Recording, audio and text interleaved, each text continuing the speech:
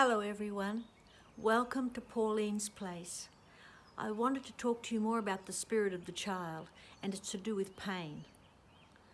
If you've ever been very sad or in physical pain, distressed, and a small child is near you, they want to do everything without perhaps fully understanding the pain to heal you, to make you feel better. And sometimes the physical pain never changes, but something about that spirit is healing. And it speaks to the emotional pain and all the parts of our body which sometimes contribute to the physical pain. Now have a look at this picture of a good friend of mine who's now gone. His name's James, and some of you know him, and some of you miss him very much. Now, what I want to say about James is he had a very high pain threshold. He could cope with pain and could push himself and could not complain about this pain or that pain. He just, sometimes, it seemed, didn't feel it. He just had a high pain threshold.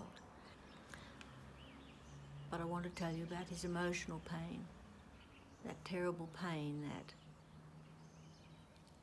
when you love someone and you don't want to leave them, or when you love someone and they're really hurting and you can't seem to fix it, to put it right. We've all experienced that. If we haven't, maybe we're not as fortunate as we think, because when you love someone, you partner with them. And that was the spirit of Jesus, the spirit of the child. Now, what about that pain? What do we do with it? There's so much pain in the world. Perhaps there's a lot of pain in you. What I know is the Bible tells us that when one part of the body hurts, say my finger or my toe, the whole body's aware of it. It really hurts. It's the same with the community. That's the way it's meant to be. It's as if Jesus was saying to us all, when one member of your community is in pain for whatever reason, especially emotional pain, heart pain,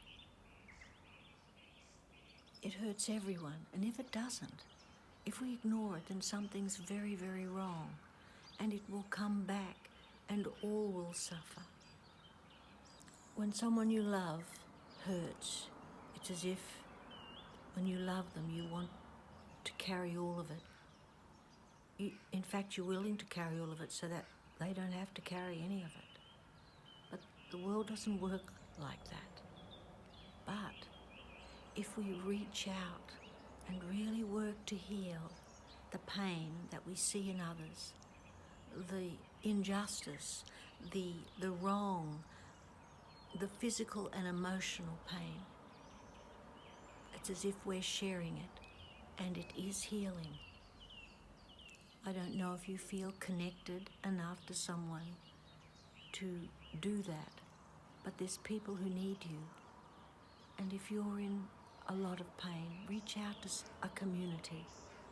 That's the point of community. Sometimes we think it's like a club. We have rules and we kind of don't share ourselves. We actually try to be in isolation, but still in a community you can't do that. It's a risk to share your pain. It's a risk, but it can be done. Well, I think of James, and he always had a large shoulder to share other people's sadness or suffering, and he didn't want to ever give his burdens, his physical burdens, to others. He was a great example. Right near you there's a small child, and that small child is looking like a little beacon to spot someone who needs their message and their love.